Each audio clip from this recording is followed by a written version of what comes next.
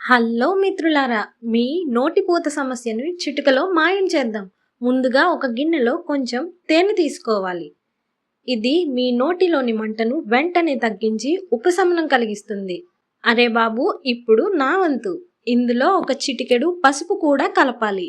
మీ నోటిపూతలో ఉన్న క్రిములను ఇది ఏరుపారేస్తుంది. దీనివల్ల నొప్పి తగ్గుతుంది. అర్థమైందా? ఇక చివరిగా ఇందులో 4 చుక్కల కొబ్బరి నూనె వేసి బాగా కలపాలి. ఒక మెత్తటి పేస్ట్లా తయారు చేసుకోండి. ఇప్పుడు ఈ మూడింటి మిశ్రమాన్ని దూది సాయంతో నోటిపూత ఉన్న చోట జాగ్రత్తగా అప్లై చేయండి. ఒక 10 నిమిషాల పాటు అలాగే వదిలేయండి.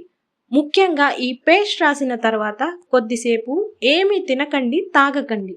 చూసారుగా, ఇప్పుడు మీ నోటిపూత విమానంలా ఎగిరిపోతుంది. మీకు కూడా ఇలాంటి సమస్య ఉంటే కామెంట్ బాక్స్లో చెప్పండి. మరిన్ని హెల్త్ టిప్స్ కోసం మా నీహా హెల్త్ టిప్స్ని సబ్స్క్రైబ్ చేసుకోండి.